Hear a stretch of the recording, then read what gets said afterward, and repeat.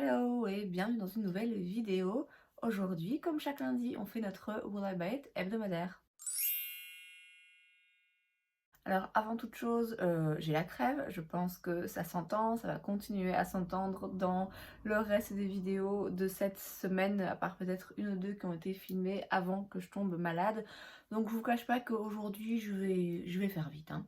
Pour rappel, le principe de cette vidéo, il est simple, je me rends sur Instagram, sur certains comptes, regarder un petit peu les nouveautés, les dernières annonces et sorties en termes de make-up, skincare, beauté de manière générale, et je vous donne mon avis. On commence avec la page de Trendmood et on a un nouveau produit chez Laura Mercier, c'est le Real Flawless Luminous Perfecting Pressed Powder pour 48 $, 4 teintes. Alors 4 teintes c'est très peu, c'est une poudre de finition, donc c'est a priori normal puisque ça va être très peu pigmenté. Ça va vraiment plutôt être une poudre qui va venir terminer le maquillage, lui rapporter un petit peu de vie en fait dans le teint, un petit peu de lumière. C'est le genre de produit que je sais que je pense à l'utiliser une fois toutes les lunes. Je le sais parce que j'ai des poudres similaires, notamment chez Hourglass, qui sont absolument splendides, que je pense jamais à utiliser, très franchement. Donc sur papier, c'est très joli, hein, mais en pratique, je sais que j'en ai peu l'utilité. Chez Rare Beauty, on a un nouveau produit, c'est le Soft Pinch Tinted Lip Oil. C'est donc une huile à lèvres. C'est donc une texture apparemment un petit peu gel et qui se transforme en formulation hydratante. Il y a 8 teintes, c'est 20 $ chaque. Ouais, je suis pas emballée. Alors, de manière générale, je dois bien avouer que je suis pas forcément emballée par les huiles à lèvres. Parce que c'est pas le genre de produit que je recherche et parce qu'en plus tout le monde en sort, donc bon voilà, ça devient un petit peu lassant. Là en plus, en l'occurrence, je trouve que, je sais pas, elles ont pas l'air dingues. Autant il y a des huiles à lèvres où je trouve que ça donne envie, parce qu'on a le côté vraiment très juteux comme ça donne une bouche vraiment très jolie, ouais, qui donne envie. Là, bah, ça a pas l'air fameux. Et je vous avoue que c'est tant mieux comme ça, parce que même si j'étais emballée, je serais forcée de me calmer vite fait, parce que dans cette marque, ils n'ont jamais aucun stock. Donc franchement, c'est à quoi bon vouloir acheter un de leurs produits, de toute façon, vous allez galérer. On a une collaboration entre Elf et American Eagle, donc c'est autour du jeans, hein, forcément. On a une palette de fard à paupières pour 16 $ dans des tons principalement bleus, forcément, et donc moi ça me parle pas du tout. Il y a un baume à lèvres au pH, là vous savez, enfin qui réagit au pH de la peau, voilà. Un masque pour affiner, enfin réduire l'apparence des pores et hydrater pour le visage et les fesses. Ok. Il n'y a rien là-dedans qui me parle particulièrement. On a des nouveaux kits pour les lèvres chez Dose of Colors. Apparemment, c'est en collaboration avec Urfa Zinali, que je ne connais pas. On a donc le lip set 90s et 2000s. Les deux coûtent 42 $ et donc à chaque fois vous avez un crayon, un rouge à lèvres et un gloss. C'est très joli, c'est vraiment des très jolies teintes. À chaque fois dans les images, vous voyez ce que donne le crayon uniquement dégradé, ensuite le crayon avec le combo rouge à lèvres et ensuite le crayon avec rouge à lèvres et gloss. Donc c'est très bien présenté, c'est des très jolies teintes, c'est pile dans la tendance. Maintenant voilà, des rouges à lèvres nude, j'en ai pas besoin, mais ma foi c'est assez joli. Et Dose of Colors, ils avaient déjà sorti des kits comme ça dans d'autres couleurs qui pareil étaient très jolis aussi, très bien fait. Les couleurs étaient vraiment très bien faites, très bien choisies. Donc c'est joli, mais c'est juste que moi là, de toute évidence, je suis en recherche de rien du tout. Chez Tower 28, on a un nouveau petit set où vous avez un blush crème et un gloss.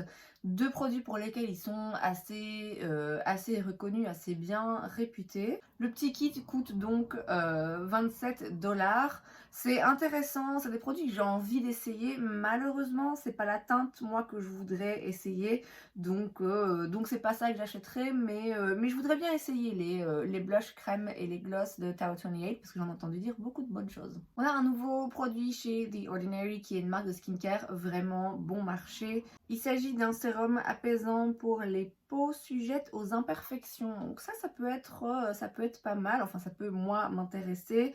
Donc c'est 14,50 $. Vous avez des produits dedans que je vais pas, voilà, que je vais pas réussir à prononcer, mais The Ordinary met toujours beaucoup l'accent sur les ingrédients vraiment actifs dans le skincare et il se débarrasse de tout le superflu. Je serais curieuse de voir si ça fonctionne pour certaines personnes. J'ai vraiment plus grand chose hein, en termes de skincare et je voudrais bien retrouver une routine et c'est vrai que bah, tant qu'à faire, autant me diriger vers des produits comme ça, meilleur marché.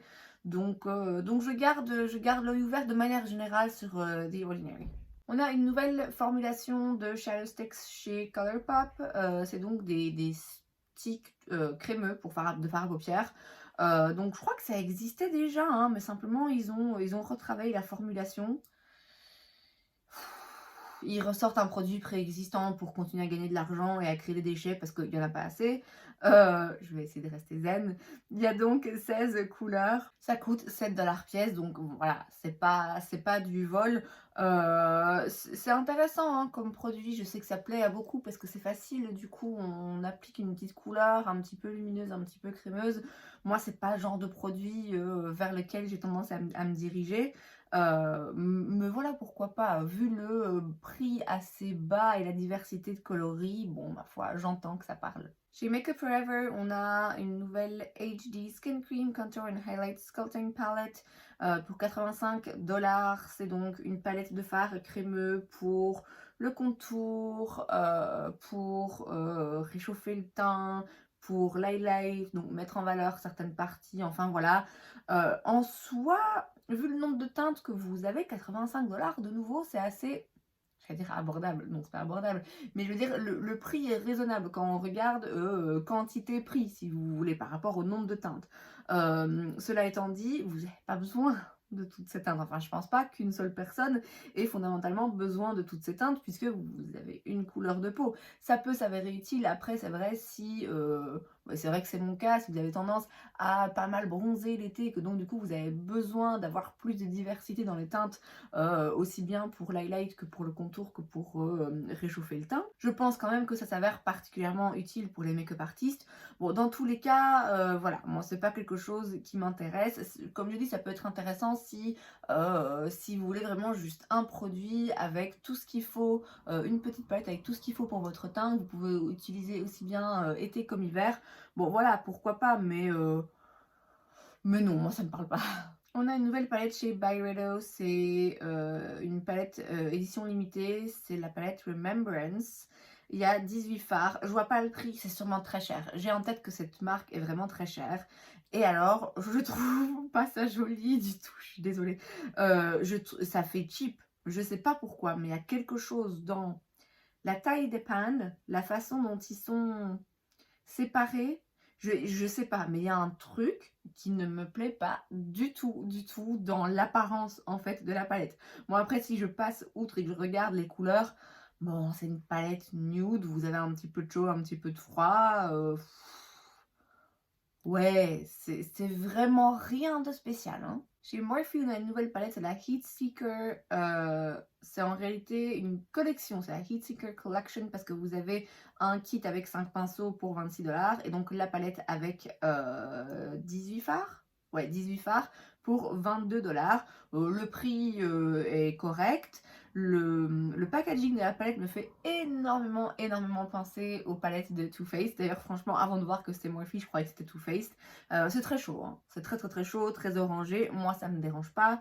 Il y a une ou deux teintes un petit peu plus froides quand même dedans, mais c'est vrai que c'est des teintes, oui, plutôt vers les orangés, chauds, quelques teintes un petit peu flash. C'est joli, c'est une jolie harmonie. Maintenant, de nouveau, quoi, c'est rien de très spécial. Chez Ulla Henriksen, on a un nouveau produit, c'est le Doutopia Flash Mask.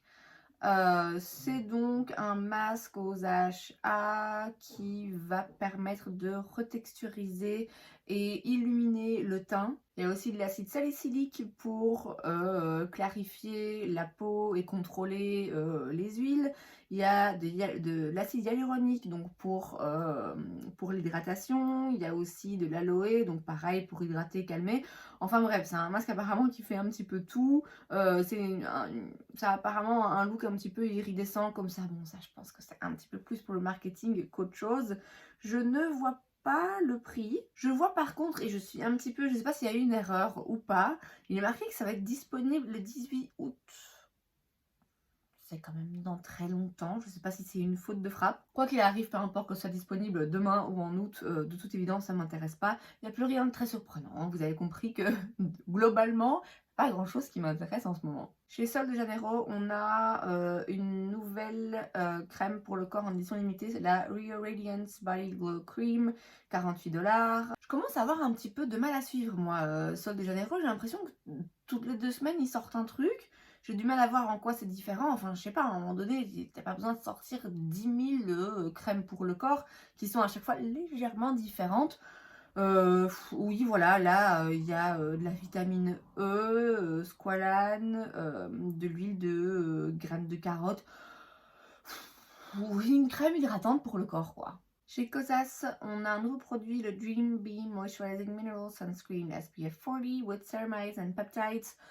Une crème solaire, une crème solaire, donc SPF 40, hydratante, avec, voilà, céramide, peptides, ok, très bien, 40 $.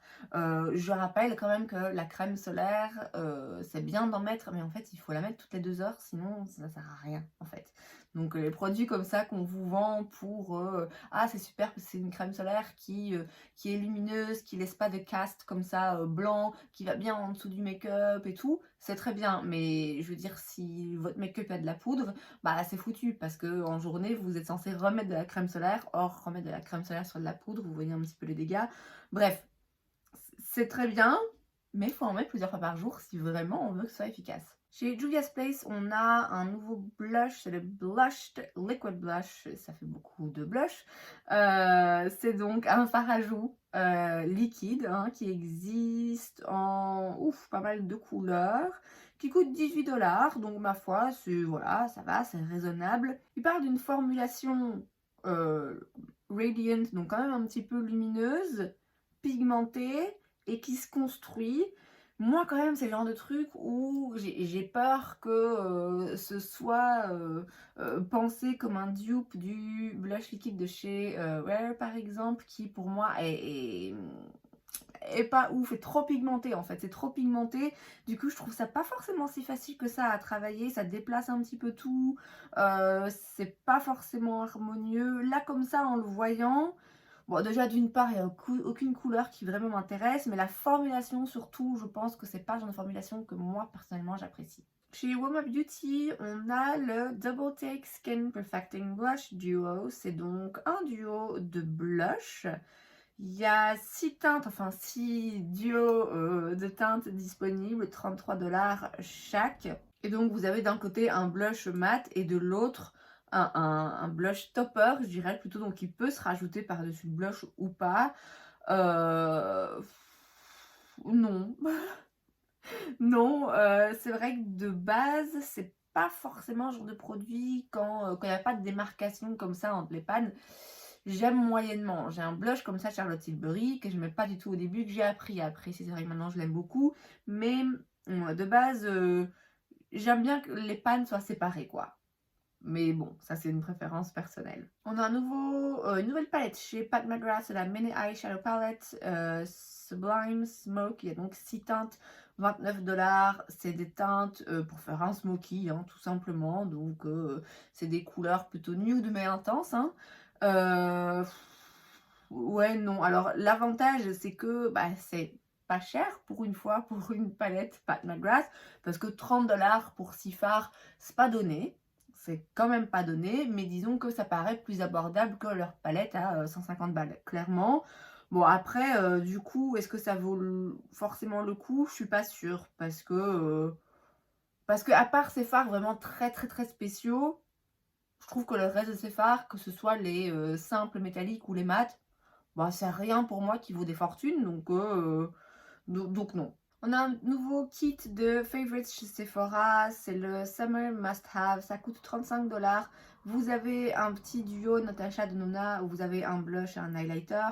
Vous avez un mini spray Charlotte Tilbury, un sérum pour les cils de chez Grande Cosmetics, un lip injection de chez Too Faced, une mini poudre translucent donc de chez Laura Mercier, un brow wax, donc c'est la cire pour les sourcils là, de chez Anastasia Beverly Hills, et un mini pot de crème hydratante pour le corps de chez Sol de Janeiro. C'est typiquement le genre de truc où je me serais dit ah ouais, 35 balles pour quoi, 6 produits, pas cher, ok, je prends. En réalité, je m'en serais peut-être servi d'un ou deux, en sachant qu'il y en a en plus que j'ai déjà. Donc voilà, c'est ce genre de petit kit, ça paraît toujours très intéressant, très avantageux. Réfléchissez toujours très bien. Est-ce qu'il n'y a pas de doublon de choses que vous avez déjà? Et est-ce que fondamentalement, il y a au moins la moitié de ces produits que vous voulez vraiment? Pas juste que, oh bah oui, ils sont dans le kit, donc pourquoi pas? Non, que vraiment vous voulez, dont vraiment vous avez besoin. Bon, après, vous faites ce que vous voulez, mais moi maintenant, c'est comme ça que je fais pour pas justement me laisser piéger par ces kits comme ça hyper intéressants. Je me pose vraiment pour réfléchir fondamentalement quels sont les produits que je serais prête à acheter seule ou pas. On passe sur Trendstopia et la première chose que je vois, c'est un nouveau produit chez Tarte. Enfin, de nouveau une reformulation, une amélioration d'un produit qui existe déjà. Il s'agit de leur bronzer Park Avenue Princess. Alors je comprends pas parce qu'ils disent que c'est une collection de 4 pièces. Vous avez donc 2 teintes de bronzer et 2 pinceaux, dont un plutôt kabuki pour pouvoir mettre sur le corps, bronzer aussi le corps, pour 50 $. Mais ça me semble bizarre qu'il y ait quand même 4 produits Tarte pour 50 $. J'ai un peu de mal à comprendre exactement ce qu'on achète à quel prix, mais enfin quoi qu'il en soit, c'est pas à mes yeux forcément intéressant ni utile. Et ensuite, vous avez des petits mascaras pour sourcils. Non, ça je sens que ça va pas être un truc avec des fibres, mais plutôt quelque chose de teinté un petit peu trop liquide. Alors peut-être que je me trompe, hein, mais comme ça, avoir la brosse, avoir l'effet, avoir le produit, j'ai l'impression que c'est le genre de produit que moi j'aime pas utiliser parce que je trouve qu'on en met partout. Chez Roen, je sais pas si ça se prononce comme ça, on a les nouveaux liners, donc c'est les Eyeline Define Gel Pencils, c'est donc des crayons eyeliner, hein. Il y a 4 teintes. Certains mat, certains métalliques, c'est 26 $ chaque.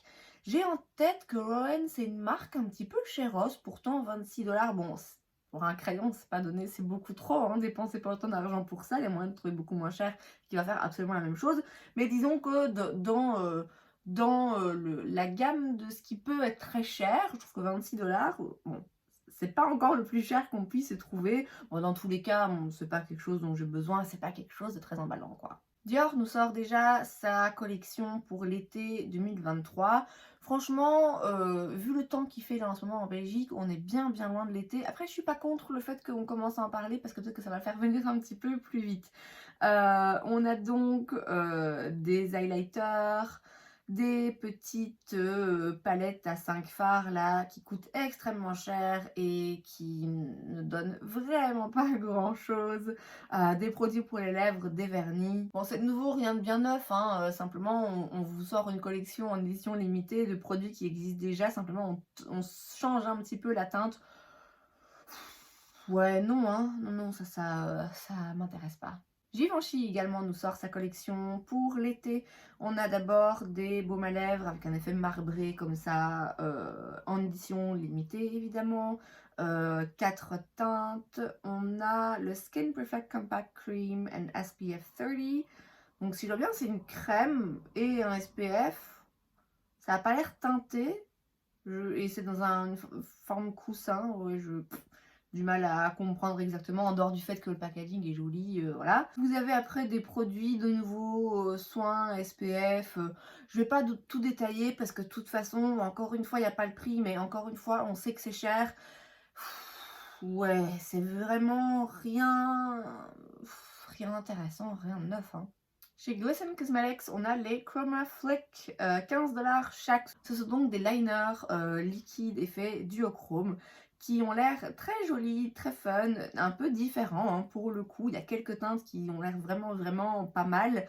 15 $, c'est raisonnable. Après, bon, je sais que moi personnellement, c'est pas le genre de liner que j'utiliserais tous les jours. Donc je sais pas si c'est forcément intelligent, si ce serait forcément intelligent de ma part de l'acheter.